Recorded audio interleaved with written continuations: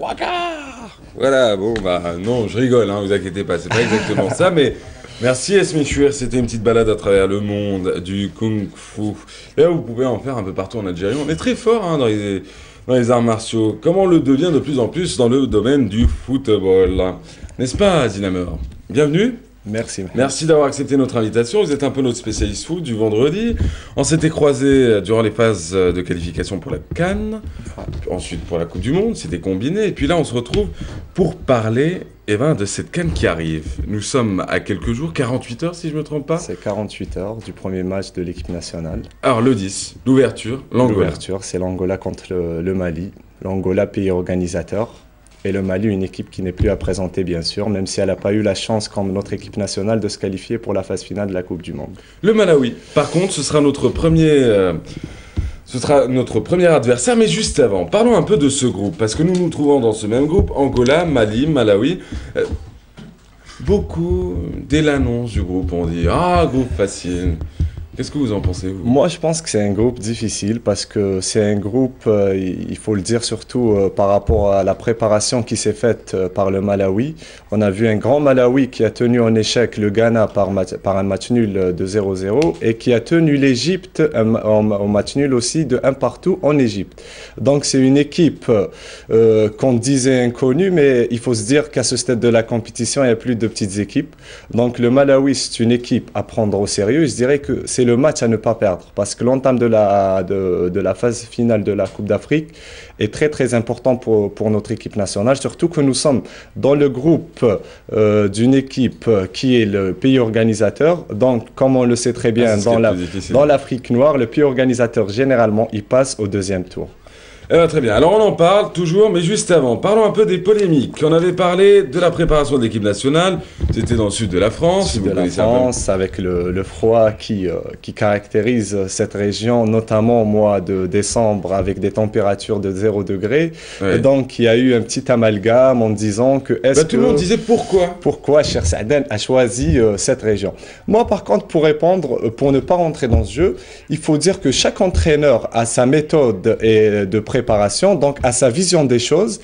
Donc au jour d'aujourd'hui, on doit se dire que le choix a été fait par l'entraîneur en place, donc on doit laisser passer la compétition et après la compétition, on aura un droit de regard sur le choix de M. Saadane. Mais pourtant, quand Abbas Saadane parle de ce choix, il dit dans les conditions du sud de la France, il fait très froid, on peut s'entraîner plus longtemps.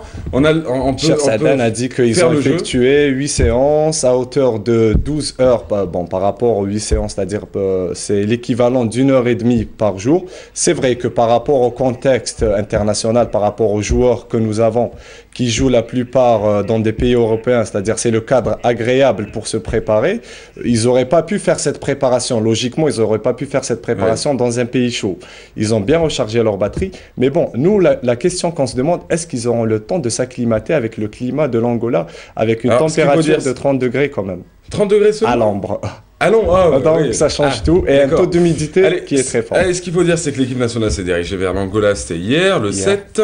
Mais juste avant, il y a eu la visite de Zinedine Zidane. Ouais, il y a eu la visite qui a Personne ne le savait, à part Rafik Saifi d'ailleurs. Rafik Saifi, qui est un très bon ami à Zinedine Zidane, qui a été averti par son frère. Donc c'est Rafik Saifi qui avait accueilli Zinedine Zidane à l'entrée de l'hôtel. C'est quoi, ça va jouer sur le mental des joueurs? Ça va... Bon, d'après les échos, d'après tout ce qui se dit en ce moment, il se dit que Zinedine Zidane sera comme une sorte d'adjoint pour Cheikh Saadane pour la Coupe du Monde. Bon, moi j'y crois pas trop, mais bon, c'est la rumeur qui est en train de circuler en ce moment. C'est la presse Football People qui raconte ça. C'est la presse Football People algérienne qui dit que Zinedine Zidane sera le 3 mars à Alger, d'ailleurs pour le match amical contre la Serbie, et de ce fait, il y aura des négociations pour qu'il assiste Cheikh Saadane. Alors, on a parlé aussi... Bon, on a parlé de la préparation, on a parlé de la visite de Zinedine Zidane vers les Verts, on a parlé aussi de la visite de Raourawa. du président de la fédération qui a été rencontrer les joueurs. C'est pour apaiser les tensions? C'est pour calmer un peu toutes les spéculations? Parce que tout le monde parle en ce moment. En ce moment, c'est fou comment c'est le marché. C'est le grand souk. Ouais. Tout le monde spécule, tout le monde est spécialiste, tout le monde est expert, tout le monde dit son mot. Non, le problème, Mahalas, c'est que l'Algérie, on a un problème avant chaque phase finale de Coupe d'Afrique. C'est pas la première fois que ça arrive. Nous avons un problème de barème. Nous avons aussi un problème de communication terrible. Parce qu'au jour d'aujourd'hui, à la fédération, nous donnons aucune explication, aucune information. Et quand les journaux People de foot algériens écrivent des trucs, donc la fédération vient dire que nous n'avons jamais promis telle chose ou telle chose.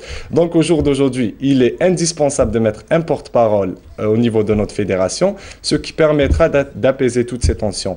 C'est vrai que aussi la dimension qu'a pris notre équipe nationale a donné que les joueurs maintenant ont un regard vers des droits d'image qui n'existaient même pas à un certain moment. Ouais. Donc ça commence à prendre un petit peu de temps. Cette dimension-là, on la voit à travers toutes les images qui nous entourent ce matin. Ça voudrait dire aussi, bon, ce but d'Antariaya, bien sûr, contre Antariaya, comme diraient certains, contre l'Égypte, mais surtout ces scènes de liesse. Ces scènes de liesse qu'on a tous vécues à Alger, à ce qui paraît, ça s'est pas passé, même en 82, c'était pas... Ouais, on n'était pas aussi nombreux en même temps en 82, ça faudrait le dire. Et alors, parlons un peu de cette prime, parce que ça tombe très bien. Ces mots qui sont dits, alors certains journaux qui disent 1 million d'euros par joueur s'il remporte la CAN. La question que l'on pourrait se poser, s'il remportait la Coupe du Monde, ce serait combien? Ce serait 100 millions d'euros, 150 millions d'euros? Alors c'est le budget de l'État. Alors c'est quoi en fin de compte? Quelle sera la vraie prime? Moi, ce que j'ai lu hier sur le site officiel de la fédération, Hadj Raoulawa a vraiment annoncé que les joueurs percevront une prime de 100 000 euros chacun, c'est-à-dire en cas de victoire finale. Et il y aura des primes secondaires par rapport à chaque tour, c'est-à-dire qu'à chaque fois que l'Algérie passera un tour, il y aura une prime en conséquence. D'accord. Eh bien, on y revient dans quelques instants. Restez avec nous. Alors, vous restez avec nous, Zinamer, parce qu'en deuxième partie, on parlera de la préparation de l'équipe nationale, des points forts de notre équipe, des arrivées au sein de l'équipe nationale. Vous le savez, certains ont quitté l'équipe, certains pour retrouver de nouveaux clubs, d'autres pour mieux se préparer pour la Coupe du Monde, certains tout simplement jartés. Mais on en parle dans quelques instants. On parle aussi de l'arrivée de Chaouchi comme gardien principal de cette équipe. Restez avec nous, Harmonica, l'info, la météo, et juste après Zinamer pour le décryptage de l'avant-CAN 2010. Allons-y.